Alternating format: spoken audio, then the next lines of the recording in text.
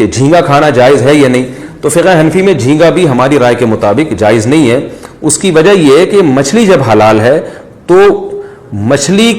یا تو ہم میڈیکل سائنس سے پوچھیں گے کہ یہ جھینگا مچھلی کی قسم میں ہے یا نہیں ہے، یا ہم عرف سے پوچھیں گے۔ تو میڈیکل سائنس بھی یہ کہتی ہے کہ جھینگا کا مچھلی سے دور دور تک مچھلی کی فیملی سے کوئی تعلق نہیں ہے، اور عرف میں بھی جھینگے کو مچھلی نہیں سمجھا جاتا۔ آپ اگر کسی سے کہیں کہ مچھلی لے کر آؤ اور وہ جھینگا اٹھا کے لے آئے، آپ کسی قیمت پہ قبول نہیں کریں گے اس کو۔ ایک آدمی قسم اٹھاتا ہے کہ میں مچھلی نہیں کھاؤں گا، تو وہ جھینگا کھانے سے اس کی قسم نہیں ٹوٹتی۔ ہمارے بعض اکابر اس طرف گئے ہیں کہ جھینگا مچھلی کی قسم میں داخل ہے، اور انہوں نے لغت سے استدلال کیا ہے کہ لغت کی کتابوں میں جھینگا کو جھینگا مچھلی لکھا ہوا ہے۔ تو وہ بھی ہمارے بزرگ ہیں، اکابر ہیں، لیکن حضرت مفتی رشید احمد صاحب رحمہ اللہ تعالیٰ اور حضرت مولانا یوسف جھانوی صاحب رحمہ اللہ تعالیٰ کی رائے یہ تھی کہ ان حضرات نے جو استدلال کیا ہے نا ڈکشنری سے کہ لغت میں جھینگے کو مچھلی لکھا ہوا ہے، تو فرمائے ڈکشنری سے استدلال درست نہیں ہے، اس لیے کہ لغت میں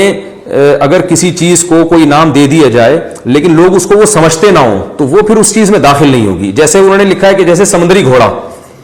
اب ایک خاص قسم کا سمندر میں ایک جانور ہے جس کو سمندری گھوڑا کہا جاتا ہے، تو نام تو اس کو گھوڑے کا دیا مگر اس میں گھوڑے کے حکام جاری نہیں ہوں گے، اس لیے کہ لوگ اس کو گھوڑا سمجھتے نہیں ہیں۔ تو جھینگا نہ میڈیکلی مچھلی سے کچھ میچ کرتا ہے، ڈاکٹر تو یہاں تک کہتے ہیں کہ کسی گدھے کو اگر انسان کہہ دیا جائے نا تو یہ میڈیکلی اتنا عجیب نہیں ہے، کیونکہ گدھے کے بہت سارے پارٹس انسان سے ملتے ہیں، اس میں ریڑھ کی ہڈی ہے، اس میں پورا وہی تقریباً وہی سسٹم ہے جو انسان کا ہوتا ہے، لیکن جھینگے کو مچھلی کہہ دینا میڈیکل سائنس بالکل اس کی نفی کرتی ہے کہ جھینگا مچھلی کی دور دور تک بھی کسی قسم میں داخل نہیں ہے۔ تو اس لیے ہماری رائے کے مطابق جو حضرت اقدس مولانا یوسف جھانوی شہید رحمۃ اللہ علیہ کی رائے تھی اور حضرت مفتی رشید احمد صاحب رحمہ اللہ کی رائے تھی وہ زیادہ مضبوط ہے، اس بیس پر جھینگے سے بھی اوائڈ کرنا چاہیے۔ لیکن اگر کوئی جھینگے کے جواز کا کوئی معتدل عالم، کوئی بڑے عالم فتویٰ دیتے ہیں تو ان پہ بہرحال وہ بڑے بزرگ ہیں، رائے کا اختلاف علماء میں ہمیشہ سے رہا ہے۔ تو لیکن میں ایک بات یہ کہتا ہوں کہ اتنی ساری اللہ نے چیزیں کھانے کے لیے پیدا کی ہیں، مچھلیوں کی اتنی ساری قسم ہے، تو آپ ان چیزوں کو کھاؤ نا، جو مچھلیاں ہی سینکڑوں اقسام کی اللہ نے پیدا کی ہیں، تو آپ کیوں جھینگے کی طرف جا رہے ہو جو اختلافی چیز ہے؟ اس لیے اس میں جو ہے وہ اگر مچھلی نہیں مل رہی آپ کو، یا سمندر میں آپ سفر کر رہے ہو اور کھانے کو ترس رہے ہو، تو ٹھیک ہے پھر چلیں جھینگا کھا لیں آپ۔ لیکن اس میں ایک بات یہ ضرور ہے کہ اس میں میری ایک ذاتی رائے یہ ہے کہ جن قوموں کو جھینگا کھانے کی عادت پڑ چکی ہے،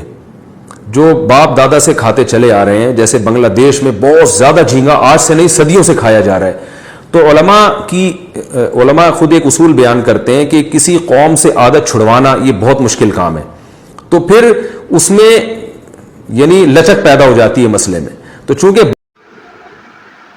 اسی طرح کے ویڈیوز دیکھنے کے لیے ہمارے چینل کو لائک کریں، شیئر کریں، سبسکرائب کریں، کمنٹ کریں۔ Thank you.